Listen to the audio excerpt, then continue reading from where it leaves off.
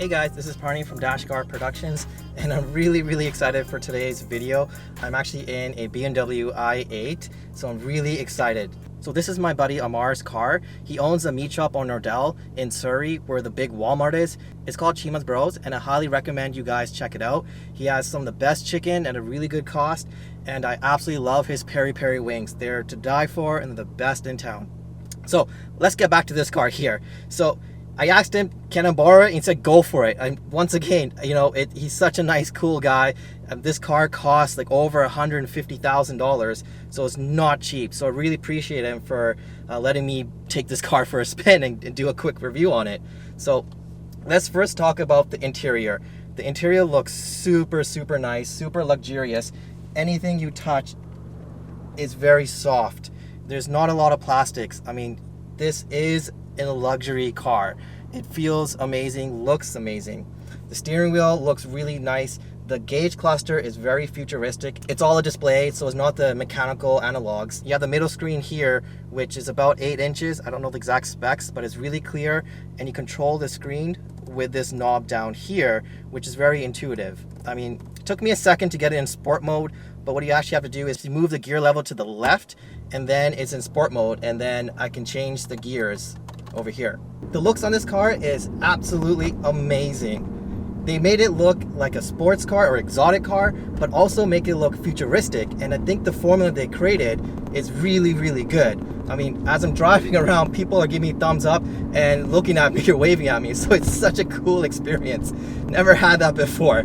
Now you compare it to some other cars like the Leaf. I know it's in a completely different category, but that car just doesn't look very good. It looks way too futuristic, and in my taste, I think it looks ugly. Sorry, Marty. So this car here, I feel really low to the ground. The suspension is pretty firm, and I feel like I'm in a go-kart. So the roads are a bit bumpy here, but yeah, you feel it. Yeah, I'm feeling I'm feeling it all. But that's okay, I don't care. Right now we're in the EcoBoost mode, so the car sounds quieter. It's using more of the electric motors versus the engine in the back. But when you change it to sport mode, it becomes a lot louder, and it actually sounds more like a V8. Now the engine in this car is actually like, I believe, a 1.5 3-cylinder in the back, so it controls the 2 wheels in the back, and it's a 6-speed. In the front, you have 2 electric motors pumping out about 70 horsepower each. So combined, it's about 370 horsepower together. So that's a pretty good number. So the torque is about 420. So it has a lot of power. Now I'm just taking it low speeds. You know, it feels really good. We have a turn coming up here. Now visibility wise, right now I can see everything. It's really good, really clear. Look to my left, to my right. Look, there's a small window in the back, but I get to see just exactly what I need to see. So it's not too bad. So the gear changes are pretty fast, but I'm going pretty slow. Just getting feel for the car because it is high power. This is the most powerful car I'm gonna be driving, so I want to take it easy and just get comfortable with it. Now, this 3-cylinder sounds like a V8. How do they do that? Well, so they put a speaker inside of the car to make it sound like a V8, and there's actually a speaker externally near the exhaust to make it sound like a V8 as well. So it's very clever. Now, when I first heard about that, that sounded really silly, but now that I'm inside the car, I really don't care, because the way it makes you feel, the way it makes you feel and giggle and all the gear shift, it doesn't really matter. Like, I don't mind. So give some gas. It just goes. So you don't feel any turbo lag, and that's because the electric motors kick in. They fill in the gaps where the combustion engine lacks. Whoa, okay, that's insane. So a couple weeks ago I drove the Audi S5. That car actually felt fantastic. It was a really good car. Now, based on how I feel this, it just takes it to a whole nother level. It feels firmer, it's more powerful, and it's still very linear as well. And you can tell it sounds a lot louder. The downshifts sound great. I know it's fake, but Who cares? It makes me happy. So you put in eco mode, it quiets down. Now I'm around a park, don't need to be loud and noxious in the neighborhood. It's very civil now, it's very quiet. I mean, you can easily commute with this car. So you get about 50 kilometers of electric range on this thing. So it's great for most people, you know, going to commute every day. And then you don't have to waste money on gas because gas is so expensive. So when you want to have fun in the car, you just put it in the sport mode, use the gas, and then go. Like, okay, it just pulls. It really, really pulls. Yeah, the shifting is amazing. It's super fast. So I'm getting a little more comfortable with the car. So let's go. It just keeps going. It's so awesome. Now it's really, really, you can tell there's a lot of computers in this car because as I was gunning it, it shifts automatically. I mean, that's the problem with all these new cars. They're bulletproof. Like they're taking out all the human error. Like you think you're in control, but really you're not. Like there's no leg. Push, go, go, go. So is this a supercar? Problem is, I'm not the best person to answer that because this is the most powerful car I have driven, and I haven't driven a Ferrari or Lamborghini, so I can't say that. But does it have the looks of exotic cars? Yes. Does it have the Lamborghini doors? Yes. Right? Does it have the power? For me, yes, it does. But you have cars that have over 600 horsepower, so from that standpoint, it's a bit, you know, on the weaker side. But I think overall, I would say yes, this is an exotic car. And you can also hear the electric whine. Like, I'm not a fan of electric cars because I like my gasoline engines, but now that I'm driving this, like a proper sports car, hearing the electric motors whine actually sounds super cool. It's actually a different experience. It kind of reminds me when I had my RSX and I had a supercharger. It has that whine, so it sounds really, really good.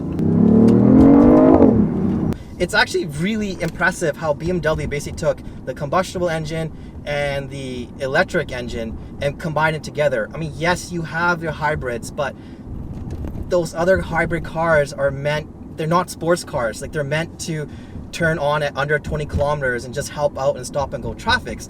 BMW took that idea and platform and just cranked it up.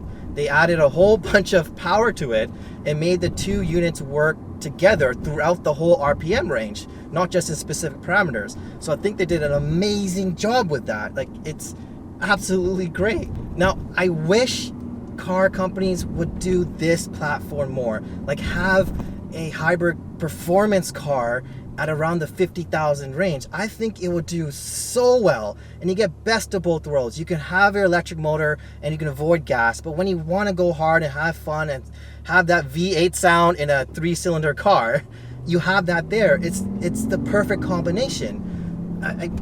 I wish companies didn't just skip over it. Where like Tesla's going right to the electric car. Now, I imagine it's very complicated to make a system like this, but I think it can be done. So BMW, Mercedes, all the car companies, don't skip this platform, because if you make this platform, I would love to have this. Now, this car weighs about 3,300 pounds, so it's pretty light. So it's about the same weight of my WRX, but double the horsepower basically, and double the power, and make it a lot more aggressive and sportier. Like, yeah, it cost around $150,000, but I think you're getting a lot of bang for your buck. Like, it's very, very impressive. Now the steering, yeah, it's numb, the usual numbness, right?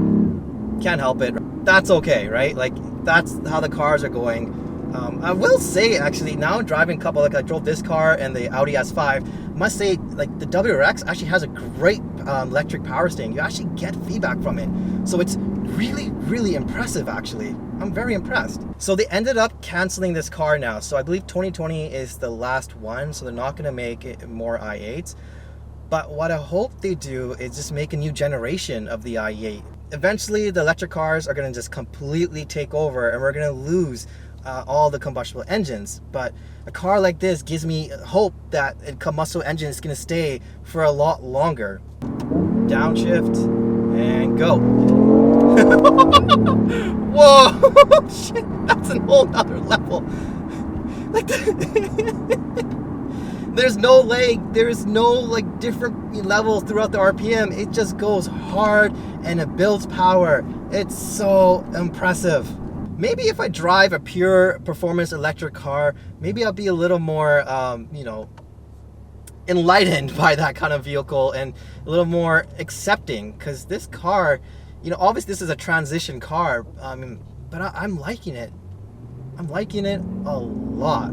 Now the fuel economy in this car is actually really, really good. It gets a combined 3.2 liters per 100 kilometers. That's insane for this kind of car. Now, keep in mind, that's probably if you're driving in like, you know, comfort mode and not in sport mode the entire time and just gunning. That kind of snapped my back a little bit. So if you're going to be doing that all day, you're probably not going to get very good fuel economy. So keep that in mind. But that's the beautiful part of this car. You can truly, truly turn it off, comfort mode, relax, and just turn it on. Oh shit. Wow. I never had my body pulled back that badly in a car. Okay, I had to brace myself there. Wow. Whoa. Yeah, so these brakes are really good. They'll stop you. I mean, push it, you could tell it grabs on and it forces you to go forward. So the brakes are fantastic. The handling, it's amazing. You don't have that body roll. It's really stiff. Going through the bumps, you feel it, but it's not too bad. Like I've driven an STI, which has a really stiff suspension, and I would say this is a lot more supple than that. But not like the Audi S5 where it does have a body roll. This car doesn't have any of that. So some of the problems in this car is getting in and out of it. Pretty difficult, as I'll demonstrate in a second here. So in order to get in, you have to put your bum on this ledge here and then kind of put your legs up and slide right in. So it's not too hard, but it can be difficult. Now, getting out is a little harder. You put your left leg out and then right leg out, and then you just kind of scooch over onto the ledge and then you're out. That might be difficult for some people. Now, the question is, should you buy this? Yes, you should. Yes, you should. No question. No question. Easy buy for this car. Easy. Alright guys, that's it for this video here. I appreciate you guys tuning in for this special car. Having said all that, we'll catch you in the next one. Take care. Bye-bye.